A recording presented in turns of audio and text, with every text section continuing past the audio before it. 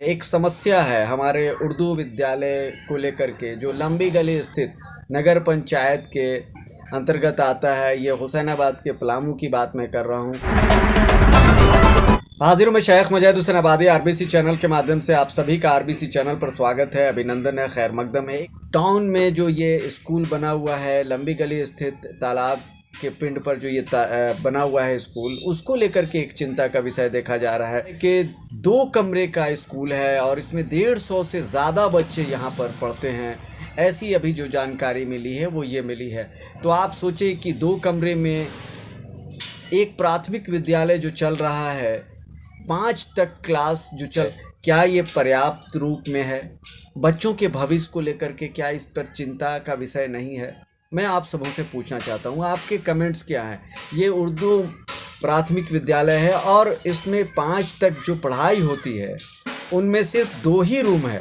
अब 5वें तक के जो बच्चे होंगे, 1 क्लास से 5 तक के बच्चे कैसे पढ़ते होंगे, आप इसका अंदाज़ा खुद लगा सकते हैं। ख़ास तौर से बता दूं कि जो ये समस्या है, इस समस्या को बड़ी गंभीरता से हमारे स्थानीय अखबारों ने भी प्रमुखता से इसको स्थान दिया है। उन सभी का मैं आभार प्रकट करता हूं जिन अखबारों ने इस समस्या को निरंतर लगातार देखा जा रहा है कि जिस दिन से आवेदन दिया गया है उस दिन से लगातार छापते हुए नज़र आ रहे हैं। तो अपने आप में एक बड़ी समस्या है और इस समस्या को धरातल पे ला रहे हैं ताकि जो आला पदाधिकारी हैं इसको संज्ञान में ले पाए।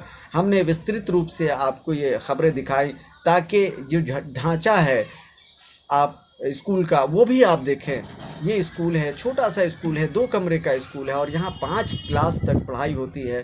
उर्दू गवर्नमेंट पब्लिक स्कूल है और इस स्कूल में जो रूम है वो सिर्फ 2 ही बने हुए हैं। अगर जो पदाधिकारी हैं और इस वीडियो को अगर देख रहे हैं तो उसका आकलन भी खुद कर लें, कभी आकर के दौरा करके, कि किस तरह से बच्चे की पढ़ाई हो रही है। मुस्लिम समुदाय की कम्युनिटी के बच्चे यहाँ पर जाते हैं, ज़्यादातर गरीब तबके के बच्चे होते हैं। सरकारी स्कूल में अमूमन यही देखा जाता है कि इस तरह के ही लोग, मीडियम क्लास के ही लोग वहाँ पर पहुँचते हैं ताकि जो अफोर्ड नहीं कर रहे हैं, बड़े स्कूल को अफोर्ड नहीं कर रहे हैं, बड़े कह लें कि प्राइवेट स्कूल में नहीं जाते हैं, वैसे ही बच्चे यहाँ पर आ पाते हैं। और अगर इसकी व्यवस्था सुदृढ़ ना हो तो कहीं ना कहीं अपने आप में एक चिंता का विषय है उस समाज के लिए, जिस समाज का उत्थान के लिए सरकार कह रही है कि हम इस तरह की व्यवस्था आपको दे रहे हैं। स्कूल अपने बच्चों को भेजें, इस बच्चों को जागरूक करें और डेली वहाँ पे खर्च किए जाते हैं। कभी अंडे का प्रलोभन दिया जाता है तो कभी खाने का प्रलोभन दिया जाता है। तरह तरह के सामान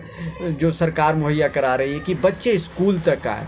और बच्चे जब स्कूल जाएं तो बच्चे अगर स्कूल जाते हैं तो उनको बैठने की जगह पर्याप्त ना हो, उनको खेलने की जगह ना पर्याप्त मिले, तो एक चिंता का विषय तो बन ही जाता है। इसी चिंता को लेकर के हमारे हुसैनाबाद के नगरवासी कह लें कि एक ज्ञापन सीओ के समक्ष सौंपा है। अनुमंडल पदाधिकारी के नाम का एक ज्ञापन था जिसकी प्रतिलिपि सीओ को सौंपी है। ये उस वक्त प्रतिलिपि दी गई है, आपको बता दूं कि शुक्रवार की शाम जो है वहाँ पर नापी हो रही थी। सीओ साहब जो है आकर के नापी कर रहे थे दल बल के साथ, यानी कह लें प्रशासनिक व्यवस्था भी थी, प्रशासन भी आई हुई थी और तालाब की नापी कर रही थी और तालाब की ज़मीनों का पैमाना किया जा रहा था कि तालाब की ज़मीनें अतिक्रमण कितने लोग किए हुए हैं उसको लेकर के, क्योंकि यहाँ जल संरक्षण की बात हो रही थी कि जल संरक्षण के लिए तालाब जो है गहरा किया जाएगा, इसका सौंदर्यीकरण किया जाएगा, इसको लेकर के पहुंचे हुए थे। उसी क्रम में जो है हुसैनाबाद के वासियों ने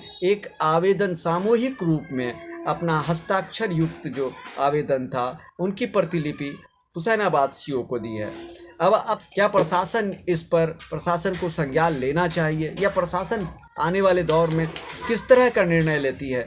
लोगों की मांग है कि जो भूमि है, जो कह लें तालाब का जो पिंडनुमा आकार ले लिया है, कचरे से जो तब्दील हो गया है तालाब, कह लें कि कचरा की पिंड जो बन गई है, उस की जो भूमि है ईदगाह से लेकर के पूरब की तरफ जो कब्रिस्तान है, उस तरह के उपयुक्त भाग जो हैं वहाँ से जो स्कूल के लिए पर्याप्त हों उतनी भूमि उसको दे दी जाए ताकि बच्चों के आने वाले भविष्य सुदृढ़ हों, उनके लिए क्लास रूम बनाया जा सके, बच्चों के खेलने का थोड़ा सा ग्राउंड व्यवस्थित रूप से हो।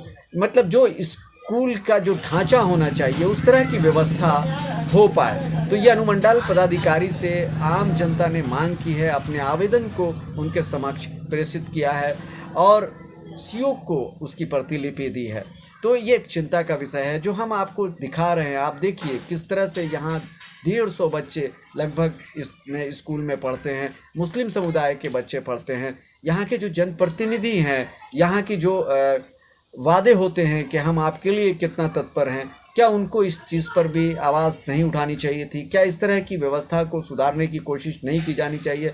आप देखेंगे कि राज्य में हेमंत सोरेन जो है लगातार देखा जा रहा है कि अल्पसंख्यकों की बात करते हैं और अल्पसंख्यकों के उत्थान की बात करते हैं। तो क्या इस तरह के शैक्षणिक जो गवर्नमेंट उर्दू पब्लिक स्कूल जो बनाया गया है उसमें इस तरह की व्यवस्था को सुधारने के लिए ज़मीन नहीं देनी चाहिए? तो इसी बात को लेकर के जो आवेदन दिया गया है, हम आपकी राय चाहते हैं कि क्या ये सवाल महत्वपूर्ण विषय नहीं है जो बच्चों के भविष्य को लेकर के है? आपकी क्या राय है और आपको क्या लगता है कि आने वाले दिनों में प्रशासन इस पर क्या गौर कर पाएगी? इसकी समस्याएं जो स्कूल को भूमि की समस्या जो बनी हुई है, भूमि नहीं रहने के कारण कोई पर्याप्त रूप में क्लासरूम नहीं बन पा रहा है, बच्चों के खेलने के लिए ग्राउंड नहीं बन पा रहा है, यानी कि शौचालय अच्छे रूप से नहीं बन पा रहे हैं, तो क्या इसकी व्यवस्था नहीं होनी चाहिए? अपने कमेंट्स में आप ज़रूर बताएं।